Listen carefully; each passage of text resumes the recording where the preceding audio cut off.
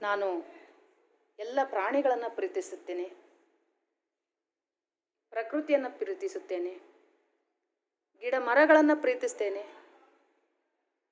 ನಾನು ಸಹ ಖಂಡಿತ ಗಿಡ ಮರಗಳನ್ನು ಬೆಳೆಸುತ್ತೇನೆ ಈ ಭೂಮಿ ತಾಯಿಗಾಗಿ. ಅದು ಸಂಕಲ್ಪ. ಎಲ್ಲ ಪ್ರಾಣಿಗಳನ್ನು ಪ್ರೀತಿಸ್ತೀನಿ. ನೋಡ್ರಿ, ಬಸವಣ್ಣನವರು ಏನು ಹೇಳಿದ್ದಾರೆ? ದಯೆ ಇರಬೇಕು ಸಕಲ ಜೀವಿಗಳಲ್ಲಿ, ದಯೆಯೇ ಧರ್ಮದ ಮೂಲವಯ್ಯ ಅಂತ ಹೇಳಿದ್ದಾರೆ. ಎಲ್ಲ ಜೀವಿಗಳನ್ನು ಪ್ರೀತಿಸಬೇಕು. ಕುರಿ, ಕೋಳಿ, ಬೆಕ್ಕು, ನಾಯಿ,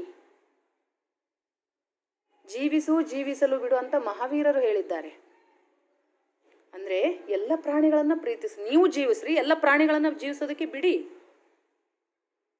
ಅಹಿಂಸಾ ಪರಮೋ ಧರ್ಮ ಅಂತ ಬುದ್ಧ ಹೇಳಿದ್ದಾರೆ. ಅಂದರೆ ಹಿಂಸೆ ಮಾಡಬಾರ್ದು. ಅಹಿಂಸೆಯೇ ನಿಜವಾದ ಧರ್ಮ.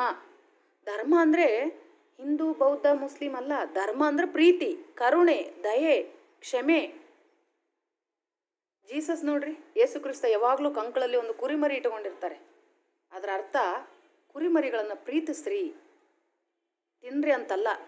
ಅವುಗಳನ್ನ ಮಾಂಸ ತಿನ್ನೋದ್ರಿಂದ ವಿಷ ನಮ್ಮ ದೇಹಕ್ಕೆ ಹೋಗ್ತಾ ಇದೆ. ಅದರಿಂದನೇ ಹೆಚ್ಚು ರೋಗಗಳು. ಮಾಂಸ ಆಹಾರದ ಸೇವನೆಯಿಂದ ಬಹಳಷ್ಟು ರೋಗಗಳು ಬರ್ತಾ ಇದ್ದಾವೆ. ನಿಮ್ಗೆ ಗೊತ್ತಿರಲಿ, ಮೊಟ್ಟೆ ತಾನಾಗೆ ಬರ್ತಾ ಇಲ್ಲ. ಮೊಟ್ಟೆಯನ್ನು ಸ್ಟೆರಾಯ್ಡ್ ಕೊಡ್ತಾ ಇದ್ದಾರೆ ಕೋಳಿಗಳಿಗೆ. ಸ್ಟೆರಾಯ್ಡ್ ಕೊಟ್ಟು ಮೊಟ್ಟೆ ಉತ್ಪತ್ತಿ ಮಾಡ್ತಾ ಇದ್ದಾರೆ. ಅದು ವಿಷ. ಆ ಸ್ಟೆರಾಯ್ಡ್ ನಮ್ಮ ಶರೀರಕ್ಕೂ ಹೋಗುತ್ತೆ. ಮಾಂಸ ತೂಕ ಬರಲಿ ಅಂತ ಸ್ಟೆರಾಯ್ಡ್ ಕೊಡ್ತಾ ಇದ್ದಾರೆ ಕುರಿ, ಕೋಳಿ, ಆಡು ಇವುಗಳಿಗೆಲ್ಲ. ಅದಕ್ಕೆ ಮಾಂಸಾಹಾರ ತಿನ್ನಬಾರ್ದು. ಅದು ವಿಷಾಹಾರ ಮತ್ತು ಪಾಪಾಹಾರ, ಹಿಂಸೆಯಿಂದ ಕೂಡಿರುವಂಥದ್ದು. ಡಾಕ್ಟರ್ BR ಅಂಬೇಡ್ಕರ್ ಸಸ್ಯಾಹಾರಿಗಳು. ಅವ್ರ ಜೀವನ ಚರಿತ್ರೆ ತೆಗೆದು ನೋಡ್ರಿ. ಹುಟ್ಟಿನಿಂದ ಮುಸ್ಲಿಮರಾಗಿರುವಂತಹ ಡಾಕ್ಟರ್ APJ ಅಬ್ದುಲ್ ಕಲಾಂ, ಮಹಾನ್ ವಿಜ್ಞಾನಿ, ಕ್ಷಿಪಣಿ ತಜ್ಞ, ಅವರು ಕೂಡ ಸಸ್ಯಾಹಾರಿಗಳು.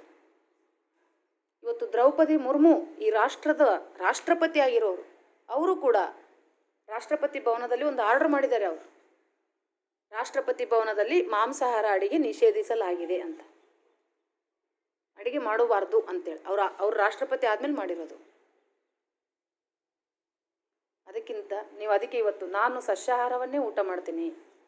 ಆರಾಮಾಗಿ ಕಾಳು, ಮೊಳಕೆ ಕಾಳು, ತರಕಾರಿ, ಹಸಿ ತರಕಾರಿ, ಹಣ್ಣು ಎಷ್ಟೊಂದಿದ್ದಾವೆ. ಇನ್ನೊಂದು ಪ್ರಾಣಿಯನ್ನು ಕೊಲ್ಲೋ ಹಕ್ಕು ನಮಗಿಲ್ಲ. ಅವುಗಳಿಗೂ ಜೀವ ಇದೆ, ಅವುಗಳಿಗೂ ಬದುಕುವ ಹಕ್ಕಿದೆ.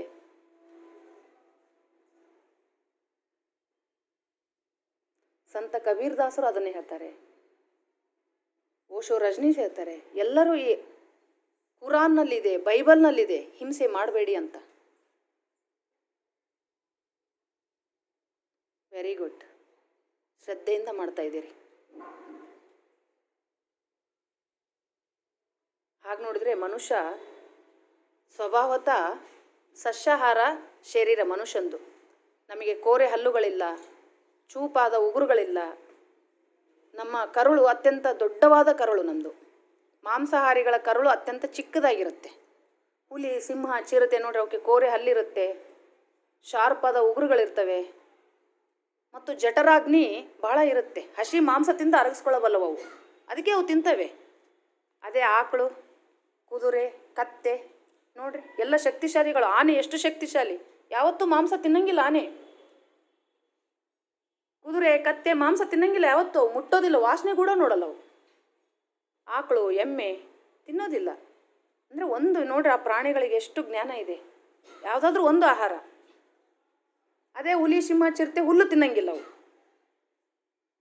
ಒಂಟೆ ಅಷ್ಟು ಶಕ್ತಿಶಾಲಿ, ಮರುಭೂಮಿಯಲ್ಲಿ ನಡೀತೆ, ಆದರೆ ಅದು ಸಸ್ಯಾಹಾರಿ. ನಾವು ಕೂಡ ಸಸ್ಯಾಹಾರಿ ಪ್ರಾಣಿಗಳು. ಸಸ್ಯಾಹಾರವನ್ನೇ ಊಟ ಮಾಡಬೇಕು.